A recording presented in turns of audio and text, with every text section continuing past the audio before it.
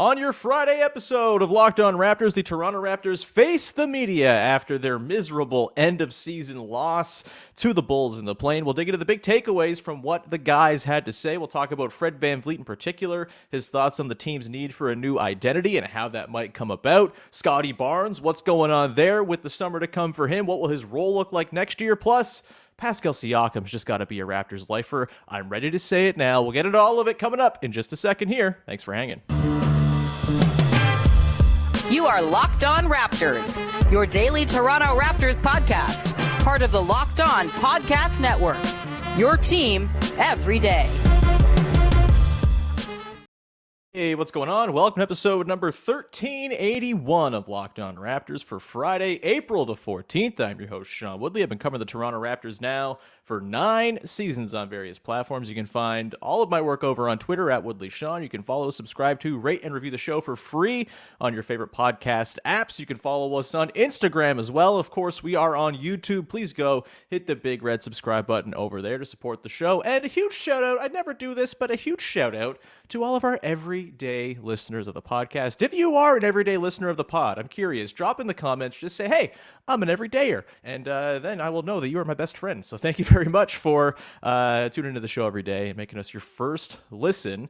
Let's get into it, shall we? Today we're going to dig into my big takeaways from the Raptors end-of-season press conferences. You don't often get a lot of stuff from these end-of-season things. You know, the guys are still kind of processing what happened the night before. Masai Ujiri and Bobby Webster didn't even speak. They'll probably speak next week, which is probably the one you're really going to want to tune in for. I mean, anytime Masai Ujiri speaks is appointment television. We'll have all that covered next week when it does go down. But there was some stuff, I think, to pull from what the Raptors had to say after their loss to the Bulls in the play-in. We've had a couple of days to sit with it now. I still hate it, but feeling a little bit less morose, I suppose, as we stare down the barrel of a DeMar Kyle game tonight. That should be fun. Either way, let's get into the sort of big takeaways here from the pressers yesterday. I'm going to talk about Scottie Barnes and Pascal Siakam coming up in the second and third segments. I think Scottie's comments about his need for conditioning in the offseason and one of Fred's clips from the presser talking about Scottie I thought was interesting. We'll play that coming up. But off the top, I want to dig into Fred VanVleet. And one comment he had, which I thought was maybe the thing that I took away the most, and he kind of alluded to it again in one of the Scottie Barnes related clips I'm going to play in the second segment. But let's just tune in now to hear what Fred VanVleet had to say about the potential need for the Raptors to establish a new identity. I'll get into my thoughts on it after we play it here. I think we just got to find another identity, you know what I mean, whatever that is. And I think that the chaos and the freedom, it worked when it worked. And I think that going forward, just pick what we're going to do. Like, it's not really that complicated. You know what I mean? We lock into how things are going to flow offensively. Obviously we got a ton of talent for the breakdown situations. Defensively, I do like the system that we have in place. It needs to be executed at a higher clip. We need more reps and we need sharper. But I think for us, the devil's going to be in the details. And I think that, we have to rep that and build that. Like, we can't try to do it by osmosis and try to carry over a championship from 4 years ago and expect to add that to a group that we have now. Like, we got to build that every single day, starting as soon as we get back in the gym this summer. Like, you got to start building every single detail offensively and defensively. And then when you get down to a situation where you need to win a game, those things show. And I think that's as a group, for the players, that's my focus, is getting our habits back right and our details back right. And I think everything else will fall in place accordingly after that.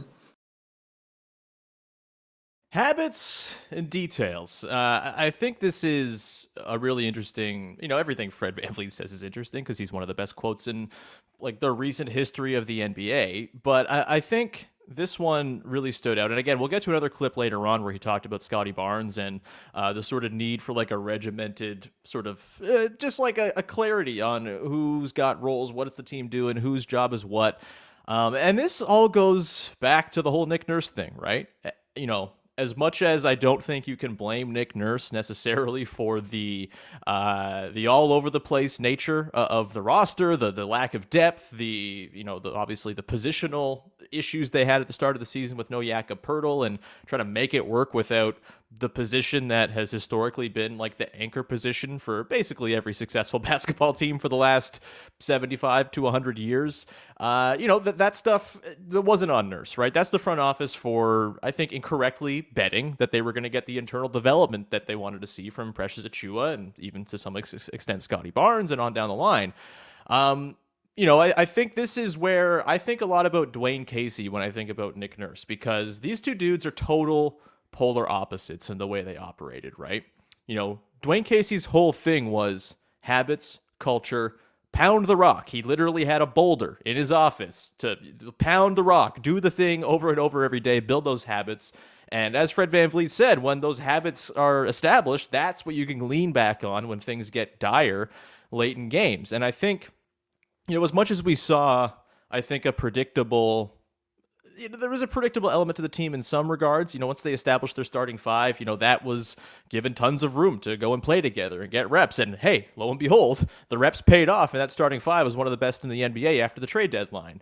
But the rest of the roster just lacked any sort of cohesion. You talk as well about the offense, and I think the identity thing from Fred here is interesting, because he talked about not actually minding the way they play defense and thinking, hey, like this could actually be a thing that works for us. And truth be told, they were the number 6 defense in the league after Jakob Poeltl arrived. There might be something to that with Yak there, with the length they have, they can get away playing with a more aggressive style. Them forcing turnovers is a real thing. It's a real advantage for them. And if you have more insurance in place for when things do go awry when you're super aggressive, maybe that's the thing that can work over the course of a full season in the way that it just was not going to work without an actual center there as your backline of rim protection.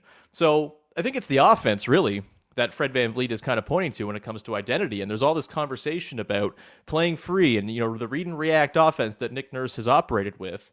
I wonder if maybe a little bit more structure, a little bit more in terms of designed stuff. We saw tons of designed stuff with that starting five down the stretch as an example of like, hey, this can work if you're kind of building stuff in. It really is about layering. And I think the thing that I would love to see next season is just like you come in with a set game plan. You kind of know who your rotation is going to be. Obviously, injury and stuff like that is going to throw a wrench into your plans. But having some sort of dependability, you can set your watch to what's going to happen during a game for the Raptors. I think that's valuable. This was Dwayne Casey's biggest thing. 10 guys knew we're playing tonight at some point. We're getting in. We're going to play with these certain guys, and it's going to work well because we know it can work well because we've done it a million times before. It's habits. It's building. Like it sounds so ethereal. It sounds so reductive to be like, you got to build winning habits. But like people, I think it's underrated, the sort of human nature element of all of this. And think about with your own job. If you go to your job not really knowing what your job is going to be that day, that's stressful. That puts a lot on your plate. That's a distraction. That makes you have like a certain mindset going in. Whereas if you know, like, all right, there's no surprises when I go to work today. I know what I'm doing. Your work day is going to be that much better. And so I think it applies to basketball as well. As much as these guys are kind of on these pedestals making millions of dollars and are kind of in their own little stratosphere, in their own little world, like they're human beings and their brains are wired the same way a lot of ours are. Ours are, blah. And I think having just a dependable sort of, a set idea of what you're doing every day. And this, again, it goes back to the offense thing. Free flowing is great. The Raptors do have some guys who can make really good decisions within a free-flowing offense, but I do wonder if maybe a little bit more scripted stuff, a little bit more in terms of like base set plays, building things around the stuff that works well, the stuff that amplifies the strengths of your players. That I think is where the sort of next step is going to be. And I guess this is the Nick Nurse question, right? Can Nick Nurse, does he want to be around? I don't really think that's the case. It seemed, he kind of walked back to a little bit of what he said yesterday, but, and I think seemed a little bit less sort of, given the inklings that he's going to be out of the door in a couple weeks' time. But I still would bet that at some point in the next couple of weeks, we get word that Nick Nurse and the Raptors are mutually parting ways, as Josh Lewenberg kind of noted in his piece today, breaking down Media Day and the responses that came in.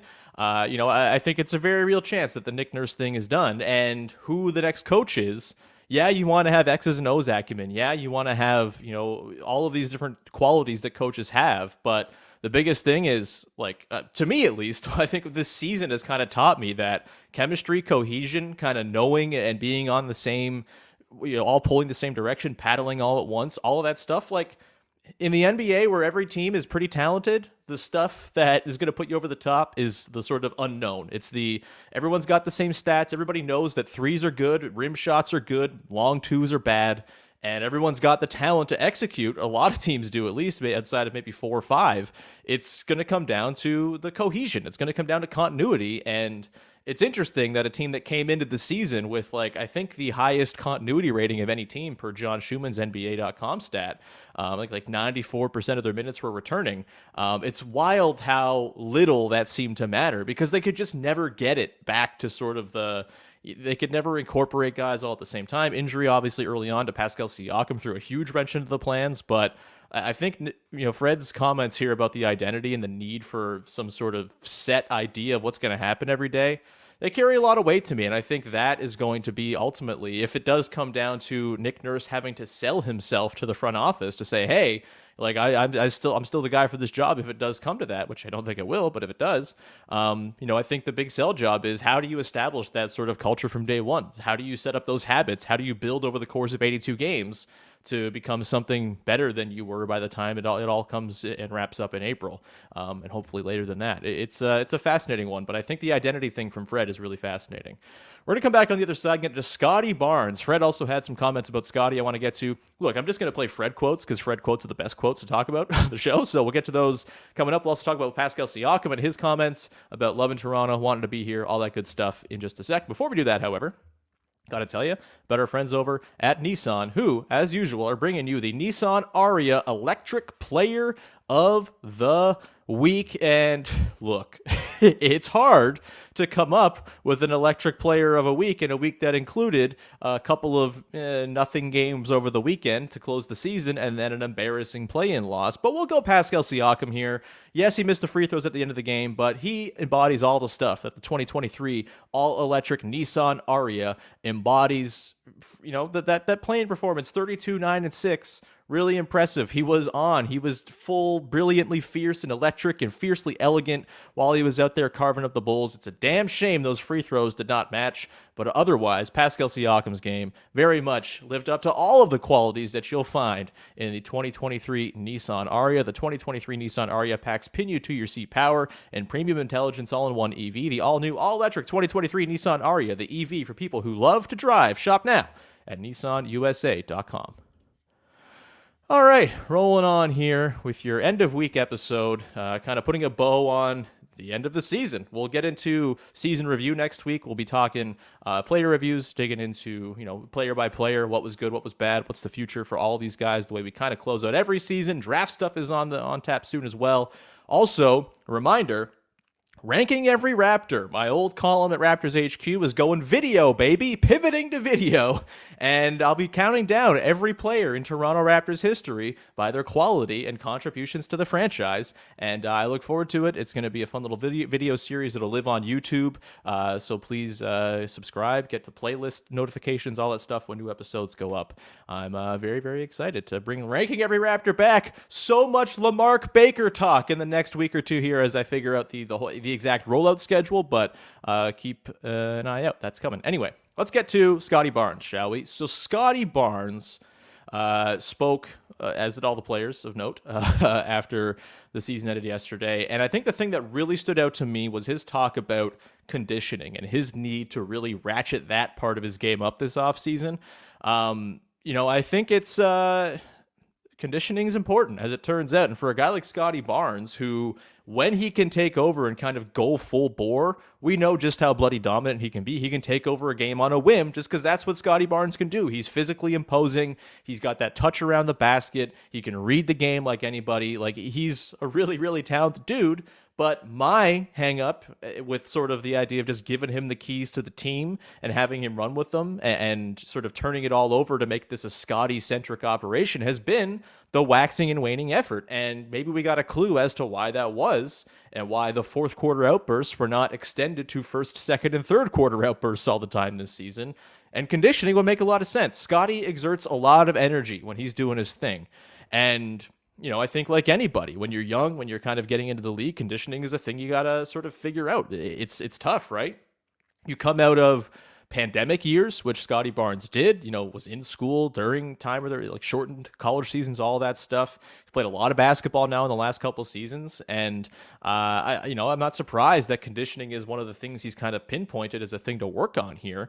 And I do wonder, when that does kind of ratchet up, if he is successfully able to kind of transform himself this offseason into a guy who can go harder for longer stretches of games, does that unlock the Scottie Barnes version of the Toronto Raptors, right? I think we've talked all season long about the sort of tension between the Fred and Pascal believers who think, hey, these still are the best offensive players on the team, things should be flowing through them, versus those who want to see the keys handed over to Scottie Barnes. And I think we kind of got the exact reason why that the transition to Scottie did not fully happen this season. And let's get into some of the Fred clips, shall we? Let's talk. I got two clips here from Fred talking about Scottie Barnes. We'll play the first one as he digs into just sort of the freak that Scottie Barnes really is. Let's hear it from Fred VanVleet. Just getting a lab. That's it. That's the only thing I ever tell him. Scottie's going to be as good as he wants to be, as good as, whatever he wants to be as a player. I think he can do it. I don't think there's anything that he can't do on the court. But just be a gym rat and just stay in the gym, and I think that'll speed up, the process. He's doing that. He's learning what his routine is going to be, and the moves that he wants. He's unlocking new moves on random days. He's just trying stuff and it works. So, just super gym rat. Continue to put the work in. He's got a great attitude. He's a baller, man. He's the sky's the limit for him. So I think, obviously finding, what place that is for him in terms of, who he is and what he is. We're still, exploring that. But for any young guy, especially at that age, you just got to be in the gym all day, every day, and you'll see the results. Habits thing again, man. I feel like such an old fart. I feel like a dude calling into the radio with my aggrieved, grumpy old man takes. But I don't know. The more I have spent watching the NBA, the more time I look at it, the more I sort of think about the teams that are successful to the teams that are not. It is kind of rudimentary, but the teams that try the hardest and prepare the most are probably going to be the ones that benefit in the long run, right? And I think with Scottie Barnes, like Fred said, all the talent's there. He can do whatever he wants on a whim, and it's really more about sort of refinement and not to mention the conditioning side of things, right? And kind of bringing up the levels at all times. And I think this dovetails nicely into the comments Fred had about Scottie Barnes as a potential point guard. I know this has been a massive source of consternation with the Raptors this year. Oh my goodness, the Raptors have to have, Scottie Barnes be the point guard. Get Fred VanVleet out of here. Scottie's the point guard. Well, Scottie's not ready to be a full-time point guard. There's a lot of nuance that goes into playing point guard in the NBA. And who better to learn the nuance from than a guy like Fred, who is not as naturally gifted as Scottie Barnes, who's had to learn the craft of being a point guard on the fly and learned it from Kyle Lowry, one of the best to do it in the last 25 years. That feels like a pretty good thing. Here's Fred on the concept of Scottie kind of figuring out the ins and outs of playing point guard, how Fred's been involved in that. And again, some more thoughts on the need for a regimen and just a set, I think, set of expectations for who does what on the team. Here's Fred again on Scottie. Yeah, I would love to play with another point guard. I would love it. You know what I mean? It worked well when me and Kyle did it. Not that, that anywhere the same player, same type of player. But, again, we explored a lot of that this year. There was a lot of times where he was the primary ball handler. It kind of went back and forth. Again, I think I try to share with him as much as I can in my experiences. So one thing that I saw him take a lot of growth in this year was like the value of a possession. His turnovers went way down, organizing, manipulating ahead of the time. He's such a freak that he can just make a play in the moment naturally, but there's a lot of ways where you can set that up way ahead of time. You know what I mean? So he took a lot of steps in the right direction this year. So yeah, I don't know. That's something that, you know, we have to figure out as a group, right? It's like, what is everybody's role and what is it going to be? And it sounds silly to say that, you know what I mean? But a lot of like this regiment that we need, you know, is kind of, that will help things, you know, if we knew everything that was going to come, you know. So yeah, I mean, more there from Fred on. And by the way, the question was from Will Liu asking about the idea of Scottie being a point guard, and I think it cut out a little bit there at the start of the clip. But Fred says, "Yeah, it'd be great to play with another point guard. It worked pretty well with me and Kyle, and I think with a 6'9" point guard next to him, it might even be more exciting." But yeah, I think Fred wants structure, baby. Fred seems like a dude who loves himself a spreadsheet and like a schedule. He's got a calendar with all the stuff he's doing every day. And look, I think that is a perfectly viable thing to look at as a thing that could be a way to improve the team without external hires of players and personnel, right? Like, I think kind of coming in with just like a different frame of mind. And then on the Scottie being a point guard stuff, like, yeah, I would love for Scottie Barnes to walk into next season to be the go-to point guard. What a great thing that would be for the Raptors if he could be that. But this is a position that takes a long time to learn, let alone for a guy who is 6'9", can't really shoot. Like, there's a learning curve there. And I think with Scottie Barnes, the thing that's really got to be remembered here is the dude's 21.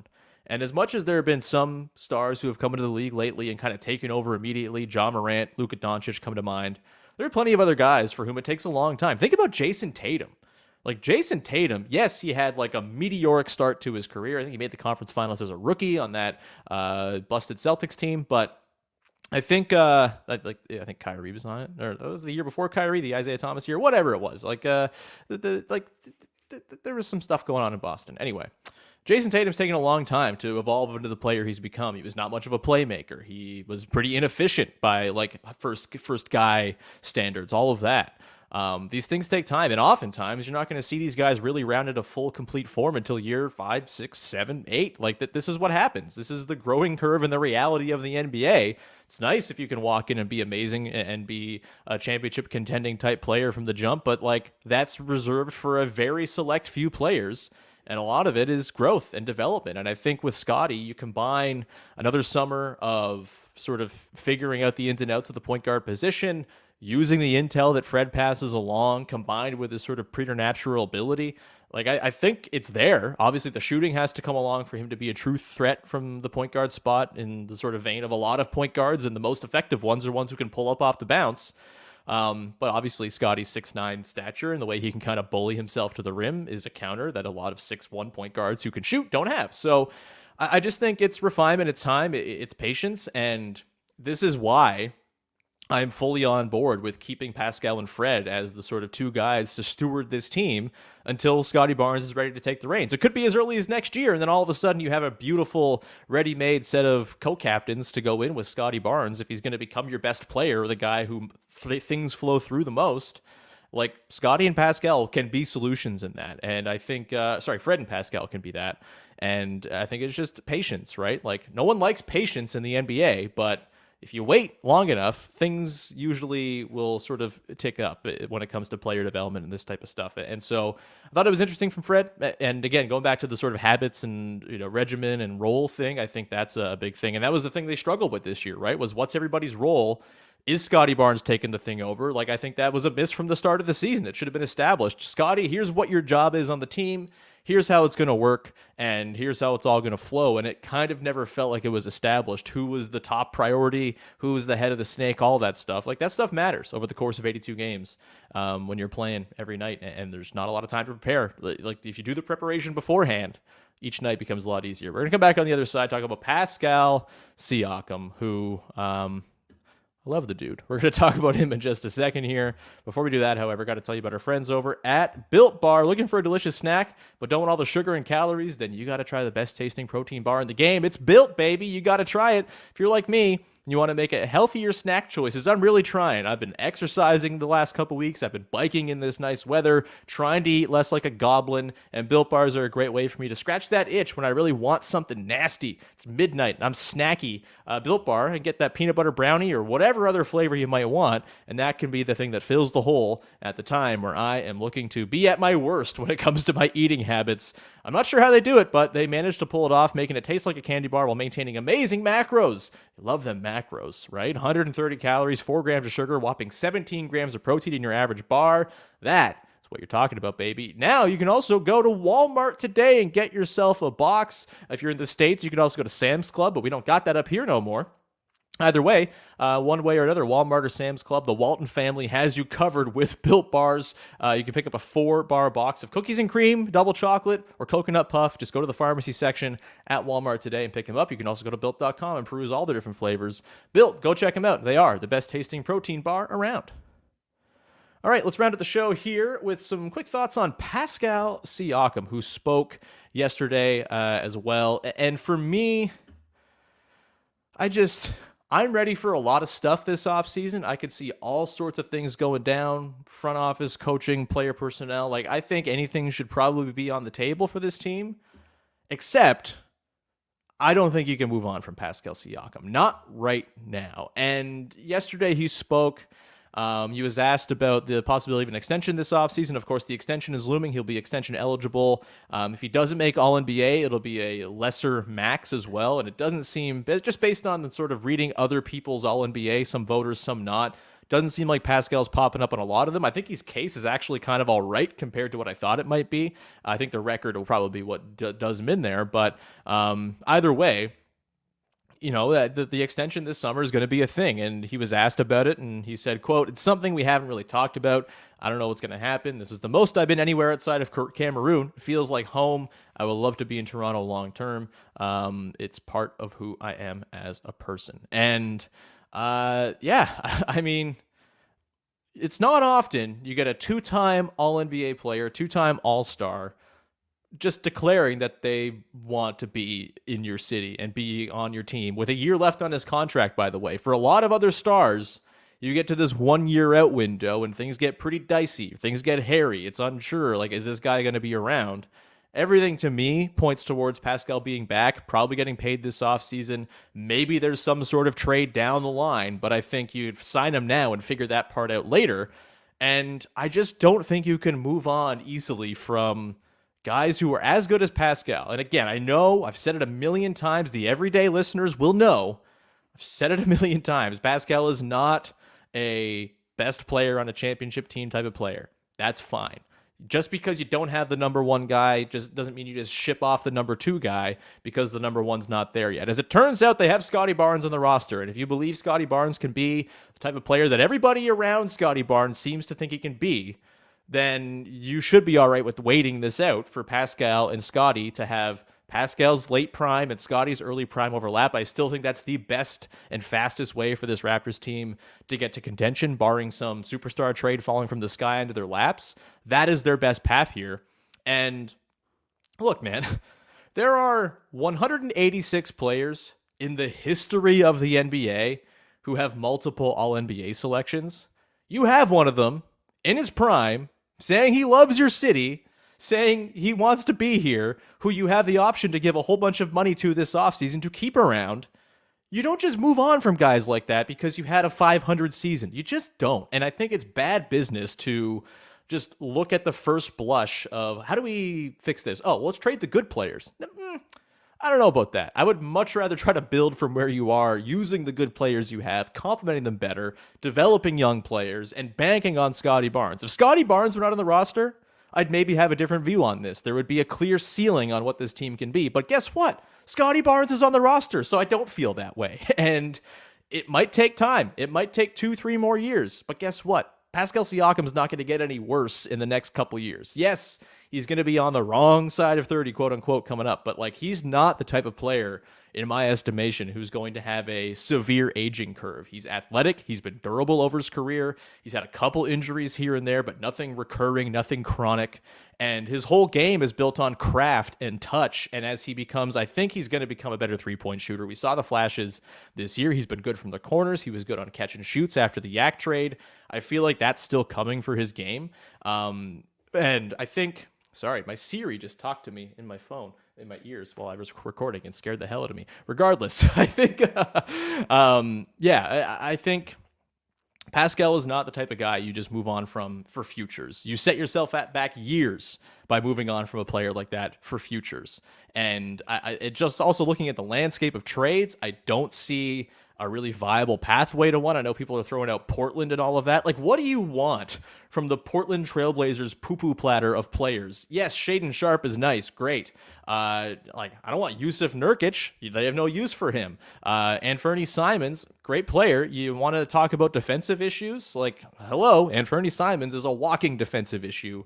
Pascal Siakam is excellent, and those who can't recognize that or understand it, I feel bad for you, because like, you're missing out on something pretty awesome. It's very rare in the history of this franchise. Don't forget, this is still the Toronto Raptors. This is not the Miami Heat. As much as we would love it to be, as much as it felt like for a hot second it was on the way to becoming a destination market around the end of the decade last year, Giannis, all that stuff was sitting there and really exciting and tantalizing. Guess what? This is the Toronto Raptors. You're not always going to be able to choose who your best players are. Sometimes the NBA gods just kind of determine that based on the draft and the lottery and all of that. But when you have a dude like Pascal Siakam, the move is not to move on from him just because he's not the best player on a championship team. It's an unrealistic thing to find that player. There are like 15 of those guys in the whole history of the whole last 25 years of the league that you can say, hey, like, that's a dude who could lead a team to a finals. Fewer have actually done it despite having the capacity to do it. And so you move on from Pascal Siakam at your own risk, man. You set yourself back years. You risk alienating Scottie Barnes if the team is worse because you move on from him. Pascal Siakam's the type of guy who should be a lifer with the Raptors, and I think that is a perfectly fine thing if he is around through the remainder of his prime. He's a very good basketball player. Normalize it being cool and all right to have flawed but amazing basketball players on your team, I guess is what I'm trying to say. I'll leave that there for now. There'll be plenty of off-season ruminating to do. We're going to get into player reviews next week as well. Well, once the awards drop as well in completion, we'll be able to do the recap of the over-unders. And we have like 40 people waiting to see if they're going to win tickets to a game next year if they're over-unders. We're the best over-unders picks of all of the people who submitted them at the start of the season. I got to get my wife, who is a teacher, starting to grade because I can't do that. Either way, thank you so much for tuning in. We'll be back again on Monday to begin player review season. Vivek Jacob will be along. We'll get Katie, Jamar, all that good stuff. And until then, have yourself a wonderful weekend. Go make your second listen of the day. Locked On Leafs. Playoffs start Monday or Tuesday for the Leafs. Yeah, Tuesday for the Leafs. Go check out Locked On Leafs. Mike and Dave teeing up the series with the Lightning. And thanks so much for making us your first listen of the day. And thanks again to the everydayers. We'll talk to you again on Monday. Thanks for hanging.